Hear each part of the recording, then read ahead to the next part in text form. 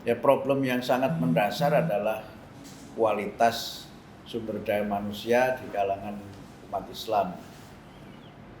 Problem ini bisa kita lihat dari pertama kualitas lembaga-lembaga pendidikan Islam, kemudian yang kedua juga kualitas ekonomi, dan itu kemudian berkait dengan juga problem kesejahteraan di kalangan umat. Kemudian yang kedua adalah problem di mana kita ini mengalami segregasi di kalangan umat Islam.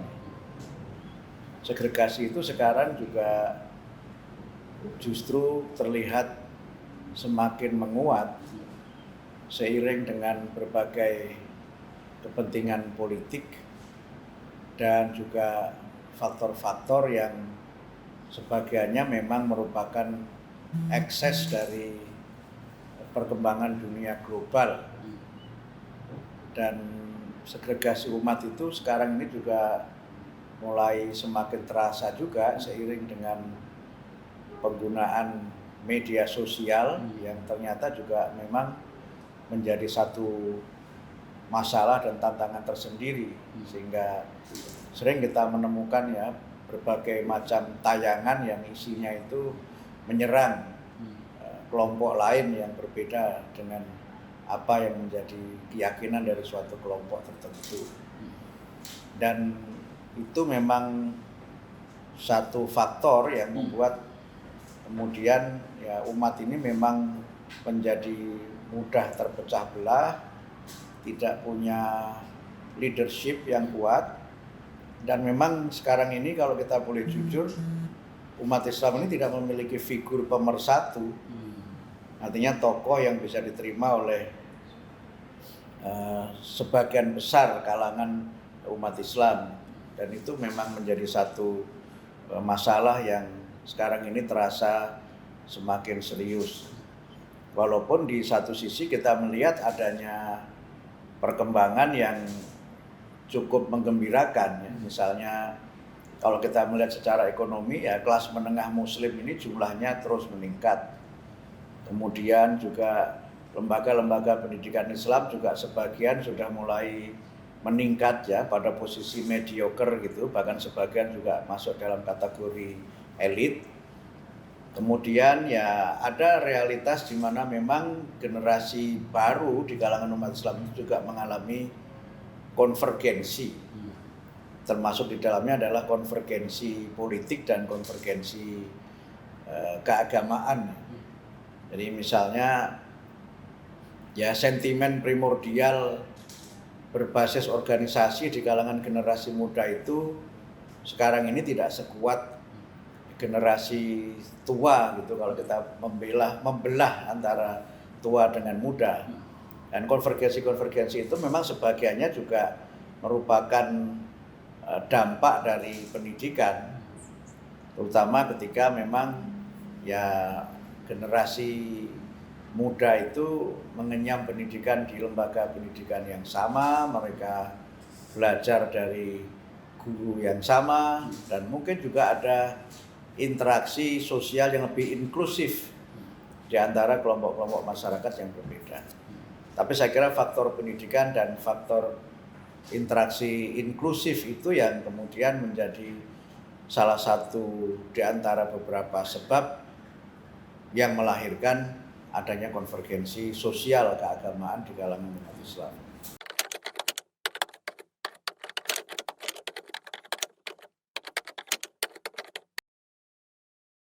Ya kalau kita boleh melihat ke belakang, saya kira sosok Buya Hamka itu bisa diterima oleh sebagian besar kalangan. Walaupun semua orang tahu Buya Hamka itu Muhammadiyah. Tapi kan beliau diterima luas di kalangan NU, di kalangan Perti, di kalangan Persis, sehingga ketika pertama kali Majelis Ulama Indonesia itu dibentuk, mereka kan kemudian secara sepakat bulat memilih Buya Hamka sebagai ketua umum. Dan ya sikap keagamaan Buya yang moderat itu juga menjadi salah satu faktor di mana posisi beliau sebagai tokoh Muhammadiyah itu tidak menjadi hambatan dan tidak menjadi barrier bagaimana seorang itu tetap bisa menerima beliau dengan segala keulamaannya, kepribadiannya yang utama dan juga sikap-sikapnya yang memang bisa diterima oleh hampir semua kalangan umat Islam. Bahkan tidak hanya di Indonesia kan Buya Hamka itu, di Malaysia juga sangat populer gitu. Bahkan Anwar Ibrahim dalam kesempatan ke Jakarta dia mengatakan bahwa dia seorang tidak sekedar pengagum tapi juga sangat terpengaruh oleh pikiran-pikiran Buya, terutama dari tafsir Al-Azhar dan buku-buku Buya yang lainnya. Kemudian kalau sekarang sebenarnya kita punya ya, misalnya Pak JK itu relatif bisa diterima hampir semua kalangan. Walaupun orang tahu beliau itu NU, gitu, Mustasyar NU, orang juga tahu beliau itu Golkar, gitu. Tapi penerimaan terhadap Pak JK itu sangat kuat di kalangan Muhammadiyah, di kalangan NU dan ormas Islam yang lain. Sehingga dengan beliau memimpin Dewan Masjid Indonesia itu juga saya kira itu kan berhimpun berbagai tokoh dari kalangan yang berbeda-beda kan. Dan saya kira Pak JK punya posisi yang memang menjadi pemersatu umat gitu. Hanya memang ya berbeda dengan Buya Hamka kan. Kalau Buya Hamka kan kekuatannya pada keulamaannya. Nah, mungkin Pak JK ini secara keulamaan mungkin tidak seperti Buya Hamka. Tetapi Pak JK ini punya kelebihan, yaitu pada leadershipnya dalam kaitannya dengan politik umat. Nah, ini yang memang saya kira bisa menjadi salah satu contoh ya. Ya sebelumnya misalnya kita punya pada level tertentu, saya kira Pak Din Samsudin juga punya tingkat penerimaan yang sangat tinggi di kalangan umat. Sehingga ketika memimpin MUI juga beliau bisa ya, merangkul sebanyak mungkin kalangan, ya, walaupun memang ya selalu saja kan, karena mungkin beliau ini dalam beberapa hal juga ada sikap-sikap politik tertentu yang orang tidak setuju, sehingga sebagian juga ada yang belum menerima Pak Din. Tapi saya kira tingkat akseptabilitasnya di kalangan tokoh pemimpin ormas, saya kira Pak Din sangat tinggi.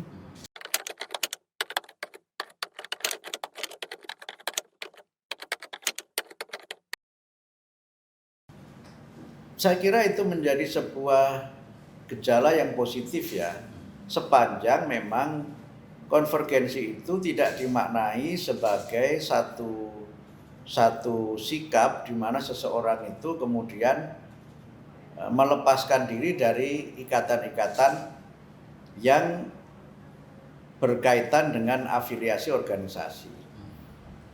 Karena sebagian memang mereka sekarang ini ada yang mengatakan saya tidak Muhammadiyah, saya tidak NU, saya Islam. Tetapi keislaman dia itu justru keislaman yang eksklusif. Gitu. Jadi dia tidak mau Muhammadiyah, tidak mau NU, tapi dia mau menjadi kelompok sendiri. Nah, jadi dia menjadi firqah sendiri. Dan kemudian satu hal yang saya kira kita ini harus berani keluar dari kekeliruan serius ya menurut saya, ketika selalu menghadap-hadapkan umat Islam ini antara Muhammadiyah dengan NU. Seakan-akan ormas Islam ini hanya dua itu. Padahal kan di MUI saja lebih dari 60 ormas Islam yang bergabung di dalam MUI itu, dan banyak lagi yang tidak bergabung. Tapi seringkali kalau ada perbedaan hari raya, perbedaan Ramadan, itu selalu dihadapkan pada posisi head to head. Kalau yang ru'yah itu NU, yang hisab itu Muhammadiyah gitu. Padahal dalam realitasnya kan tidak seperti itu kan gitu. Yang ru'yah itu nggak hanya NU, yang lainnya juga banyak yang ru'yah gitu. Yang hisab juga nggak hanya Muhammadiyah, banyak juga. Nah, yang repot kemudian ketika ini ditarik ke politik. Nah, NU itu sama dengan pemerintah gitu. Kalau Muhammadiyah sama dengan anti pemerintah, itu kan juga nggak sehat.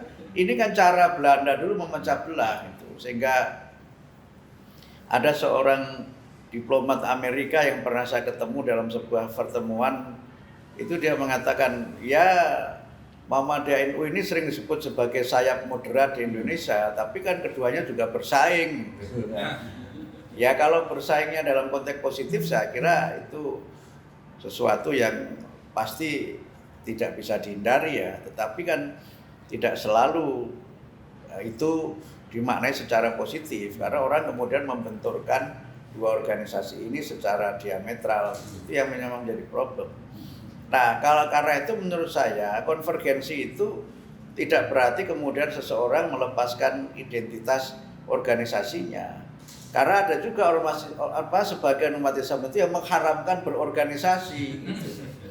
Jadi menganggap menjadi anggota Muhammadiyah, anggota NU, anggota Persis, anggota apalagi misalnya Dewan Dakwah itu primordial gitu. Itu ashabiyah yang dilarang Nabi. Padahal ini kan organisasi tempat berhimpun saja. Karena itu menurut saya konvergensi itu terjadi, tetapi tidak berarti kemudian seseorang itu tidak perlu berorganisasi, dan janganlah berorganisasi tidak haramkan atau dibid'ahkan gitu. Karena itu kan sarana untuk orang itu bisa bekerja secara lebih efektif dan bisa melaksanakan sesuatu dengan lebih baik karena terhimpun dengan organisasi yang rapi, kan begitu. Kalau semuanya berjalan sendiri-sendiri tanpa organisasi, saya kira tidak bisa. Karena itu perintah di mana ketika ada dua orang itu harus ada satu orang yang menjadi imam, satu orang menjadi makmum dalam konteks sholat berjamaah. Itu harus kita transformasikan dalam konteks kehidupan sosial dan politik. Jadi jangan sampai umat ini menjadi pribadi yang nafsi-nafsi, yang jalan sendiri-sendiri, tidak saling berkomunikasi satu dengan yang lain. Karena itu yang perlu kita bangun itu bukan meniadakan organisasi, juga bukan meniadakan misalnya afiliasi yang bersifat politik, tetapi jiwa besar untuk kita ini tetap memiliki keterbukaan, tetap memiliki identitas, dan kita kemudian tetap bisa bekerja sama dengan persamaan-persamaan yang ada, dan kemudian tetap bisa saling menghormati di tengah perbedaan-perbedaan yang ada.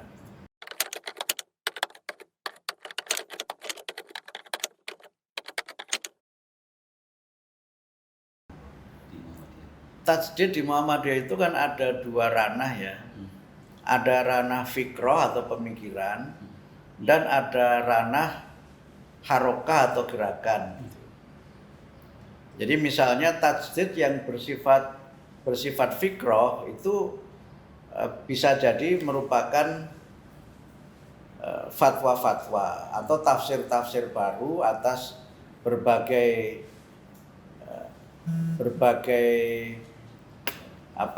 ajaran dasar Islam. Karena itu Muhammadiyah berpendapat bahwa pintu ijtihad itu masih terbuka. Bahkan Muhammadiyah menyebut tajdid itu sebagai identitasnya. Dalam anggaran dasar Muhammadiyah pasal 4 itu disebutkan Muhammadiyah adalah gerakan Islam, dakwah amar ma'ruf nahi munkar, dan tajdid. Jadi eksplisit disebut ya. Karena itu tajdid jangan hanya kita lihat dari sisi pemikiran saja. Itu membangun amal usaha yang selalu ada inovasi dari sisi manajemennya, dari sisi kurikulumnya, atau dari sisi misalnya pembinaan kemahasiswaannya, itu kan tajdid juga. Nah, selama ini orang melihat tajdid itu hanya dari sisi fikroh. Ya, dan mohon maaf sebagian itu ada yang mengemukakan pemikiran hanya untuk kegenitan intelektual saja gitu.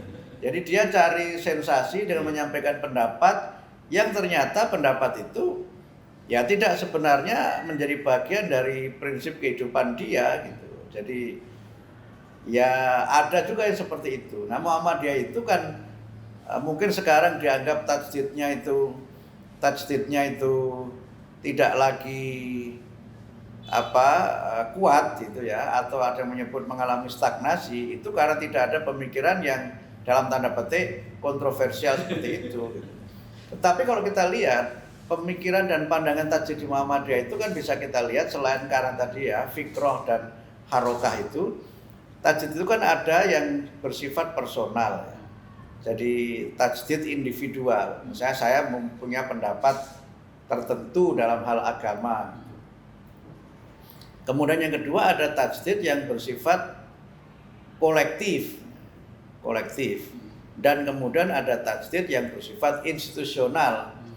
Karena itu kalau kita lihat kaitan tajdid dengan fatwa di Muhammadiyah itu kan ada 3 level juga atau 3 aspek. Yang pertama itu tajdid individual. Itu fatwa-fatwa individual, orang bertanya kepada saya atau kepada tokoh Muhammadiyah yang lain, kepada Pak Haidar, kepada Pak Muhajir, Pak Syafiq atau siapa gitu tentang suatu masalah dan disampaikan pendapatnya. Itu menurut saya bisa jadi sebagai tajdid munfarid ya, atau tajdid individual atau fatwa yang bersifat personal. Yang kedua itu yang diterbitkan oleh majelis tarjih, itu yang merupakan fatwa kolektif. Tapi ini belum menjadi fatwa organisasi. Nah, dia menjadi fatwa organisasi kelembagaan kalau dilakukan melalui munas tarjih. Nah, yang munas tarjih itu kemudian nanti akan menjadi pandangan resmi organisasi ketika ditanfidkan oleh PP Muhammadiyah. Karena itu Muhammadiyah itu relatif berhati-hati di dalam mengemukakan pandangan-pandangannya. Tapi menurut saya banyak hal yang baru sebenarnya yang mungkin karena faktor sosialisasi dan publikasi yang lemah sehingga nggak diketahui publik. Misalnya soal fikih lingkungan. Jadi sekarang tajdid Muhammadiyah dalam bidang keagamaan itu diterbitkan dalam bentuk fikih. Ya fikih itu kan artinya pemahaman. Jadi misalnya fikih air, ya, misalnya fikih lingkungan, kemudian fikih lalu lintas, fikih difabel, kemudian fikih mengenai pengelolaan wakaf dan sebagainya. Itu kan sekarang sebenarnya sangat banyak.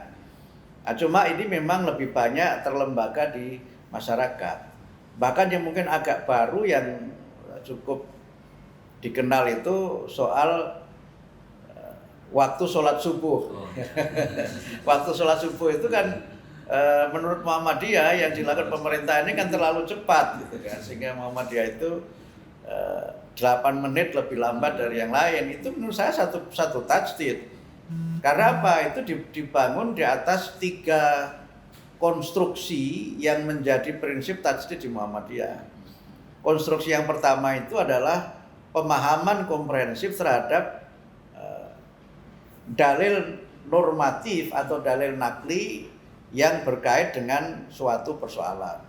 Sehingga Muhammadiyah berusaha menafsirkan kembali makna dari fajar itu. Apa sih bedanya fajar dengan subuh dan sebagainya? Karena itu konsep yang ada di Quran. Sampai ada surat Al-Fajr kan, atau berapa kali kata fajar disebutkan. Tapi pengertian fajar itu apa menurut Al-Quran? Ada nggak korinah atau petunjuknya di dalam hadis Nabi mengenai fajar itu? Nah, kemudian yang kedua, bagaimana teknologi berbicara mengenai fajar itu? Ya kan, itu kan ada teknologinya gitu. Bagaimana fajar menurut teknologi, menurut kajian-kajian ilmiah. Nah, kemudian yang ketiga dikaitkan dengan waktu sholat. Nah, itu kan 3 itu kan. Jadi fajar itu adalah waktu di mana kita melaksanakan sholat fajar. Nah, karena itu maka ketika majelis tarjih mengambil kesimpulan dalam munas bahwa waktu subuh terlalu cepat, itu kan dilakukan pemotretan sampai ribuan kali itu di beberapa titik yang berbeda-beda mengenai fajar itu. Sehingga kemudian disimpulkan, oh iya kalau pengertiannya begini, kemudian hasil kajian astronominya seperti ini, penjelasan ilmiah seperti ini, maka waktunya jam sekian. Itu kan prosesnya panjang gitu. Dan misalnya ketika Muhammadiyah bicara mengenai zakat profesi misalnya, itu kan paling awal Muhammadiyah menyebutkan zakat profesi itu. Yang lain kan masih belum bisa menerima. Muhammadiyah awal menyebutkan. Nah, itu kan menurut saya ijtihad gitu. Dan beberapa tempat juga banyak ya. Sekarang ada lagi misalnya ijtihad baru, misalnya zakat untuk korban kekerasan seksual. Selama ini kan nggak pernah disebut ya, bahwa mereka yang menjadi korban kekerasan seksual itu juga bisa menjadi salah satu mustahik. Nah, karena apa? Ya redefinisi mustahik itu bisa dilakukan kembali gitu.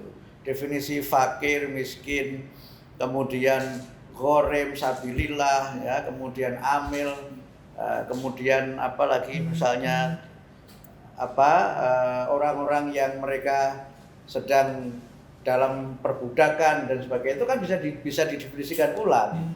Nah, karena itu sebenarnya tajdid itu sesuatu yang memang bagi Muhammadiyah dia berangkat dari teks. Karena itu maka kembali kepada Quran dan Sunnah dalam prinsip di Muhammadiyah itu kan maknanya ada 3. Makna yang pertama adalah bahwa dalam beragama kita ini harus berdasarkan kepada wahyu. Karena Muhammadiyah mendefinisikan agama itu sebagai wahyu Allah. Nah, sehingga kemudian kembali kepada Quran dan Sunnah itu adalah sebuah i'tiqad atau keyakinan bahwa beragama itu harus berdasarkan wahyu. Nah, wahyu itu adalah Al-Quran dan As-Sunnah. Kemudian yang kedua, Al-Quran dan As-Sunnah itu kemudian bisa kita pahami dengan tafsir. Tapi tafsir itu ro'yu, bukan wahyu. Tafsir itu bersifat qot'i, wahyu itu tidak bersifat qot'i, tetapi tidak selalu dhoni gitu ya. Tapi bisa juga dhoni dalam pengertian itu adalah pandangan ulama terhadap makna dari suatu ayat Al-Quran atau hadis Nabi. Sehingga dengan cara itu maka tafsir Al-Quran itu terbuka untuk ditafsirkan ulang. Dan tafsir itu bisa merupakan tafsir yang baru atau tafsir atas tafsir yang sudah ada. Itu. Sehingga di sini sebenarnya Muhammadiyah itu tidak anti tafsir, tidak juga anti dikatakan dengan turos. Turos itu kan hasanah keilmuan yang diwariskan oleh para ulama masa dahulu. Itu. Tetapi pemikiran para ulama itu betapapun beliau adalah orang yang sangat hebat dan harus kita hormati, tapi kan tidak semuanya memiliki kebenaran yang mutlak. Sehingga kemudian dalam konteks ijtihad itu dan dalam konteks kembali kepada Quran dan Sunnah itu dimungkinkan ada tafsir baru. Itu dimungkinkan ada tafsir baru. Dan yang berikutnya juga memang ya dimungkinkan adanya perbedaan antara pandangan Muhammadiyah dengan pandangan para ulama terdahulu. Jadi sebenarnya di dalam Muhammadiyah menafsirkan itu tidak meninggalkan teks ya, sehingga di sini tidak bisa kita sebut bahwa ijtihad itu menjadi sebuah proses yang orang hanya melakukan pemikiran-pemikiran yang terlepas dari teks, yang seringkali kemudian ada yang mengkaitkan itu dengan hermeneutika gitu, di mana teks kemudian seakan-akan diabaikan karena konteks itu lebih dimunculkan atau lebih menjadi pertimbangan dibandingkan dengan teks itu sendiri.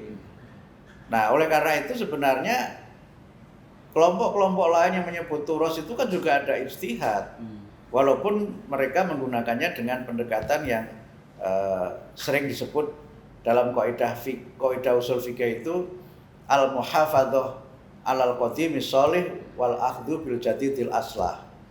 Al-muhafadzah alal qadimis sholih itu disebut dengan memelihara pemikiran-pemikiran lama yang baik, tapi juga mengambil yang baru yang lebih baik. Nah, karena itu sebenarnya ini kan bentuk ijtihad. Nah, sehingga karena itu sebenarnya tidak ada persoalan bagaimana Muhammadiyah itu memandang madhab, tetapi memang Muhammadiyah tidak mengikuti pendapat salah satu madhab. Karena apa? Madhab itu hasil pemikiran, ro'yu kan. Jadi para ulama itu memberikan pendapat mengenai makna suatu ayat, makna suatu hadis, atau memberikan fatwa atas pertanyaan-pertanyaan yang disampaikan oleh masyarakat. Tapi kan itu subject to time. Kemudian yang kedua subject to waktu ya. Subject to time itu kan terkait dengan waktu. Kemudian subject to venue ya, terkait dengan tempat. Kemudian juga saya kira sebagainya juga subject to personality gitu. Sangat dipengaruhi juga kepribadian, sehingga pendapat-pendapat para ulama mazhab itu kan sangat dipengaruhi masa di mana beliau menyampaikan fatwa atau tempat di mana beliau menyampaikan fatwa atau kepribadian atau kecenderungan personal yang bisa dipengaruhi oleh latar belakang pendidikan, latar belakang keluarga atau situasi-situasi politik ketika fatwa itu diterbitkan. Sehingga karena itu Muhammadiyah kemudian merujuk dalam pengertian mempelajari pendapat-pendapat mazhab itu, tetapi yang diambil tetap saja yang paling kuat berdasarkan Quran dan As-Sunnah itu. Sehingga karena itu bisa jadi Muhammadiyah itu dalam hal tertentu pendapatnya sama dengan Imam Syafi'i atau sama dengan Imam Hambali, tapi prinsipnya adalah bahwa beragama itu dasarnya adalah Quran dan Sunnah.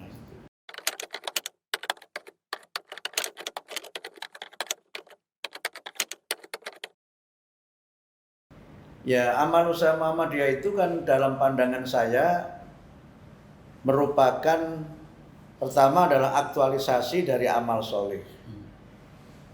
Jadi amal soleh itu diaktualisasikan oleh Muhammadiyah dalam bentuk pendirian amal usaha. Jadi amal soleh itu tidak sekedar hal yang sifatnya ritual, tetapi juga hal yang sifatnya sosial. Nah yang kedua, amal soleh itu dilembagakan, sehingga amal usaha itu merupakan institusionalisasi amal soleh. Karena dia merupakan lembaga, maka dia ada governance, ada tata kelolanya. Ya minimal tata kelola itu dilihat dari struktur dengan roles and responsibility. Gitu. Kemudian yang ketiga, amal usaha itu juga merupakan bagian dari konkretisasi amal soleh. Selama ini kan amal soleh kan terkesan dan sering dimaknai abstrak. Lalu konkretnya gimana gitu? Nah karena itu dengan amal usaha itu, amal soleh itu menjadi sesuatu yang dia merupakan lembaga, yang dia itu konkret, wujudnya itu ada di situ. Wujudnya ada, kiprahnya ada, manfaatnya dirasakan. Nah yang keempat itu saya menggunakan istilah pinjam dari Pak Kunto Wijoyo itu objektifikasi amal soleh. Objektifikasi itu artinya kita berusaha untuk menjadikan amal usaha itu sebagai institusi yang punya keunggulan. Punya keunggulan sehingga karena itu dia bisa diterima oleh semua kalangan. Nah sehingga amal usaha Muhammadiyah itu tidak bisa hanya kita lihat dari sisi wujud fisiknya, tetapi wujud fisik itu memiliki spirit, yang spirit itu pada pemaknaan paling tidak itu konsep atau tafsir atas amal soleh. Tafsir atas amal soleh. Karena itu saya sering mengatakan di berbagai forum, kualitas amal soleh kita itu ditentukan oleh sebagiannya dari kualitas amal usaha yang kita kelola. Kalau amal usaha itu baik, berarti amal solehnya baik. Karena itu ukurannya tadi saya sebut konkretisasi. Gitu. Kalau amal usaha itu berkembang dengan baik, itulah kekuatan amal soleh kita. Tapi di atas semua itu ada yang mendasari yaitu iman. Nah iman itu yang menjadi kekuatan untuk orang itu mau mewakafkan, menginfakkan hartanya untuk membangun amal usaha Muhammadiyah, mengikhlaskan waktunya untuk aktif di Muhammadiyah. Bahkan kadang-kadang dia harus berkorban juga untuk bagaimana memajukan amal usaha itu. Karena itu maka Muhammadiyah memaknai amal usaha itu sekali lagi sebagai 4 hal tadi, aktualisasi, kemudian institusionalisasi dan konkretisasi serta objektifikasi amal soleh. Dan itu dibangun selain atas amal soleh itu juga prinsip ihsan. Ihsan itu kan meniscayakan suatu amaliyah yang tidak asal jadi. Itu melaksanakan sesuatu tidak sebatas formalitas, tapi melaksanakan sesuatu yang berorientasi kepada kualitas.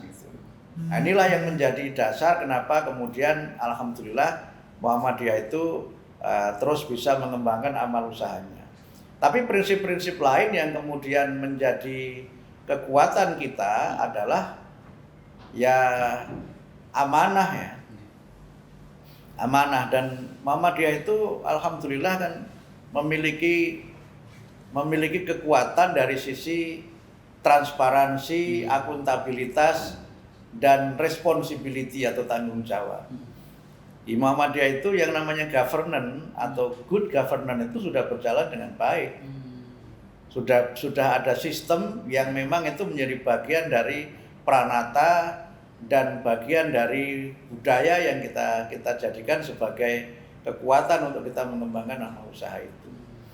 Jadi memang ini yang menjadi kunci sehingga orang di luar Muhammadiyah pun itu mempercayakan wakafnya ke Muhammadiyah, mempercayakan pendidikannya ke Muhammadiyah, perawatan kesehatannya ke rumah sakit Muhammadiyah. Dan mereka mau melakukannya ya karena kita berusaha untuk bekerja dengan profesional, kemudian berusaha untuk bagaimana agar tata kelola itu memang menjadi bagian dari kunci keberhasilan.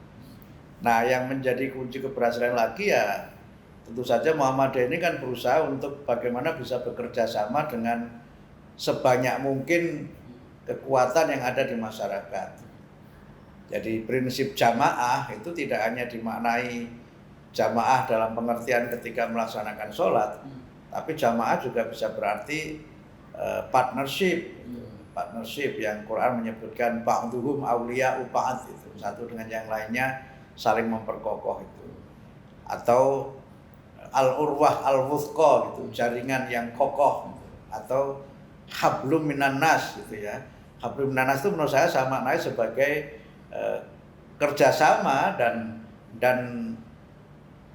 bentuk-bentuk yang terkait dengan itu, apakah bernama partnership, apakah bernama kolaborasi, apakah bernama korporasi, dan nama-nama lain yang menunjukkan adanya kerjasama itu.